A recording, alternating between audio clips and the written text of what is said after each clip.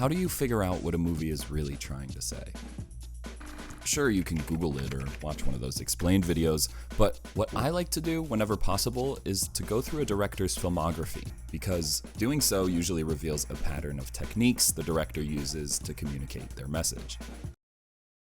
For example, this is my favorite scene from the 2017 film Mother. Stop it! Hey! Stop it! Okay, wait. Let me just recap the movie real quick. Super reductively, Mother is a basic retelling of the story of mankind through an interpretation of the Bible. This is Mother, the protagonist and a stand-in for Mother Earth. That's God. This is their house, aka the world. That's Adam, that's Eve, that's them taking the forbidden fruit and getting kicked out of the Garden of Eden. Quiet! Here come their sons Cain and Abel, here's them fighting. Abel dies, exit Cain, and so the story continues, getting increasingly frantic, violent, and poisoned until...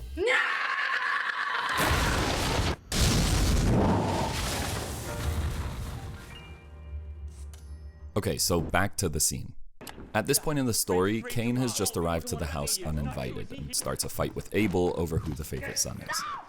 Abel ends up dead, everyone departs, and leaves Mother alone to clean up the mess. Alright. I chose this scene not because of what happens in it, but because it's a perfect example of how scenes can unveil information about a director's style. It harmoniously weaves set design, cinematography, editing, and sound to keep us locked into the experience of one character. Mother. We'll come back to it again later in the video, but before we dive into why it's so perfect, I want to look at how we got here, how by using consistent filmmaking patterns, Aronofsky manages to get under our skin, and us under his protagonists, until we're immersed in the very fabric of who they are. If you love movies like I do, chances are you love at least one of Darren Aronofsky's 7. If you haven't gotten around to seeing any, he's a filmmaker out of Brooklyn notorious for his intense psychological subject matter, subjective and stylized storytelling methods, close-ups, tracking shots, shortcut montages, and, because who doesn't love one, controversy? Unlike many other directors, Aronofsky doesn't specialize in a certain genre, but rather finds consistency through his themes. Pi, his first feature-length film, is a neo-noir psychological thriller that tells the story of an obsessive mathematician who gradually loses his mind trying to find true order in the real world through numbers. Key themes here: obsession, religion, and madness. Just like that, 1, 2, 3, 4. His second feature, Requiem for a Dream, is a drama and depicts the drug addictions of 4 characters, Marion, Harry, Sarah, and Tyrone, and how it affects their physical and emotional states, eventually leading them to annihilation. Requiem's key themes: addiction, alienation, and self-ownership. The Fountain came next, and this one's a little hard to describe. Let's call it a meditative, romantic, sci-fi drama, which, if you've seen the movie, probably makes sense. Thanks. The film consists of not one, but 3 separate storylines set thousands of years apart, in which Hugh Jackman and Rachel Weisz play a set of characters bound by love across time and space. The tension in each of the 3 stories comes from Rachel Weisz's untimely death and Hugh Jackman's refusal to accept it. The key themes here are death, obsession, and transcendence. Are you starting to see a pattern yet? Okay, let's continue. In 2008 and later 2010, Aronofsky releases The Wrestler and Black Swan, which are widely considered sister movies. If you've seen both, you'll definitely have noticed the similarities, even their endings are basically identical.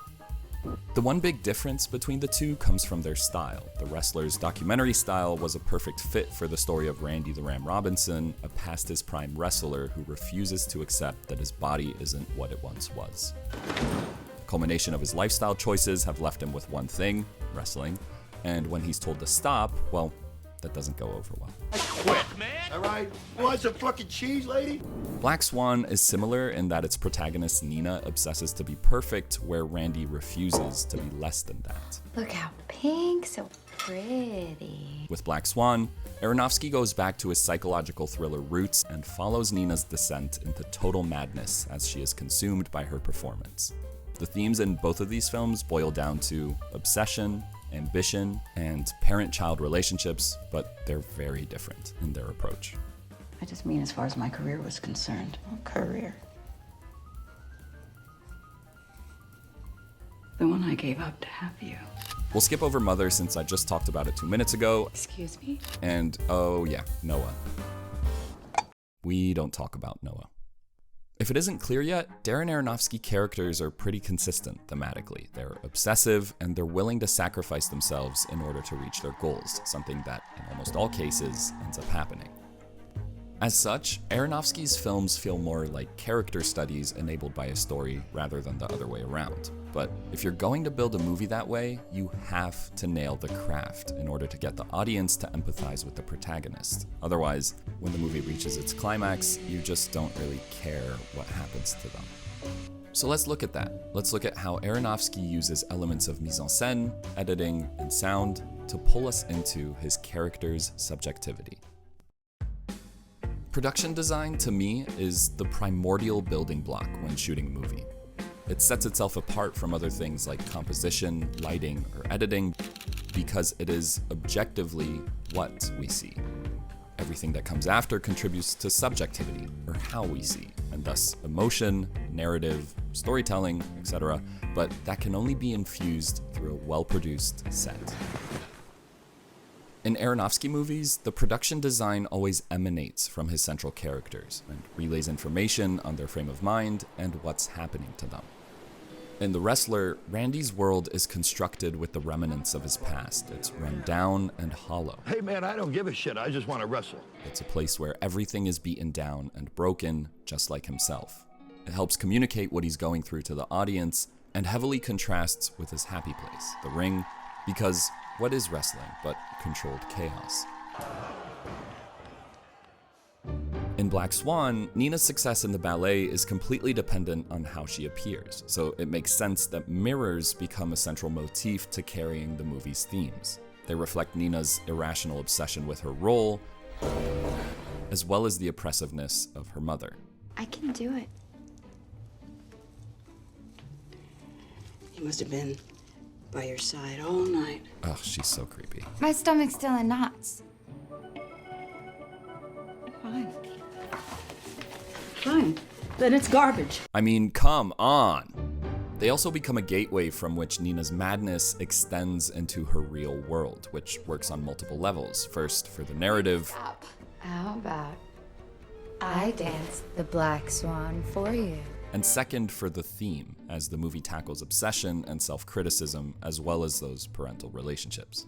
But once you have a great thematic set built, the magic of film can really happen. So let's dive into some shot patterns.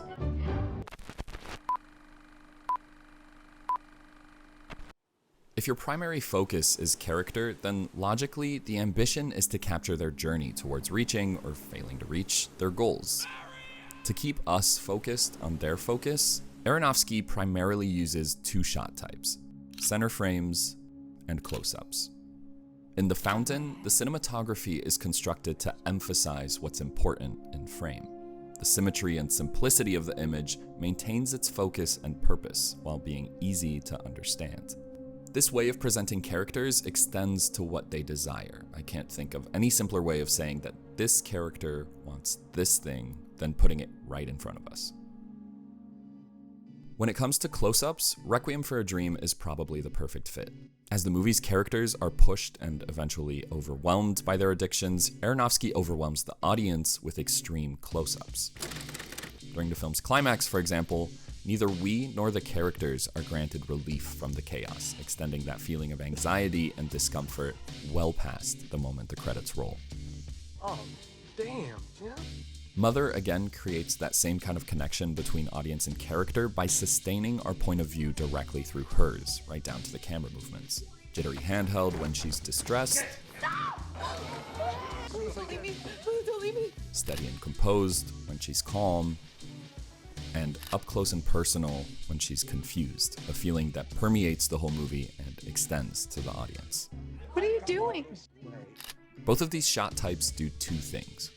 First, the center framing keeps us focused on our characters, their wants and their needs, and second, the character close-ups overwhelm the frame to match the audience's experience with their own. So at this point, you should be starting to get a feel for how Aronofsky pulls us into his character's psyche. But as Hitchcock so well puts it, if cinematography is the creation of images in film, then editing is the assembly of those images, which, when cut the right way,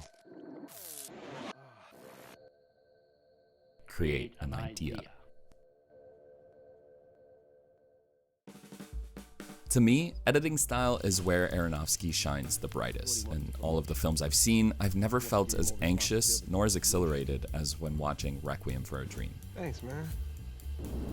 A big part of why I feel this way is because of Aronofsky's use of shortcut montages, or as he puts it, hip-hop montages. The idea is to take, sharp sounds with sharp images and put them one after the other and basically form almost a musical piece.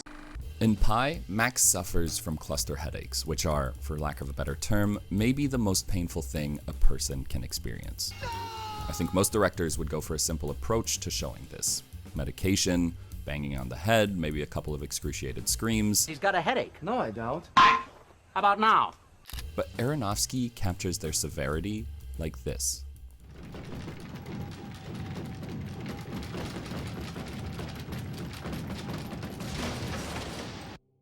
He uses fragmented, fast-moving images to externalize what his characters feel internally, in turn making it easier for the audience to relate to. Hip-hop montages like this help us instantly understand what a character's going through, and even further, can pull us in against our will as an audience, which happens a lot in Requiem. That last montage made me feel like I was sitting in Alex's therapy session in A Clockwork Orange. So this brings us to Aronofsky's last building block, sound. Aronofsky wants to completely immerse us in his characters. We see what they see, and we hear what they hear. In most cases, sound in film is objective. It's nearly impossible to create a movie where all you hear is what the protagonist hears, but you can also insert subjective sound to accent what a character feels. In Black Swan, each time Nina unravels further, we're sound cued with whispers. We hear what she feels.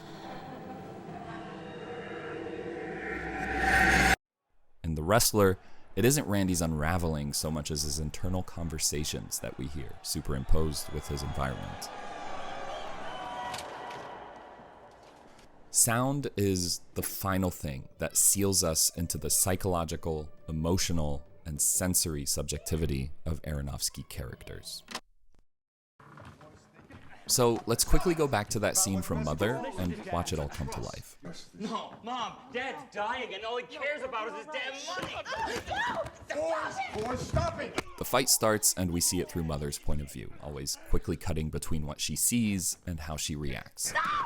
The shaky handheld camera movement reinforces her feelings and her lack of control. You might have noticed that as the scene escalates, the camera moves closer and closer to her, overwhelming both the frame, the character, and the audience. But once the other characters leave, Lock the doors, I'll be back as soon as I can. Don't leave me. there's an immediate shift. We've got our wide shots, we've got our center framing, the sounds of nature are accented, which means internally, Mother must be calming down, and it cues us to do the same. Except, listen closely. What is that?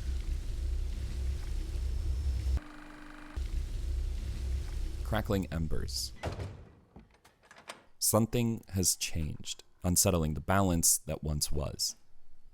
Since Mother is the house, or at least an extension of it, her attempt to restore said balance manifests itself through fixing the house. But as she cleans, she notices the change herself, cough cough Macbeth, until she finds and connects with the house's heart.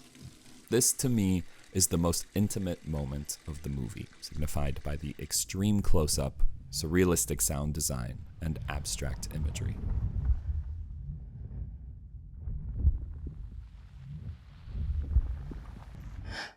From this moment forward, the film truly begins. Perfection.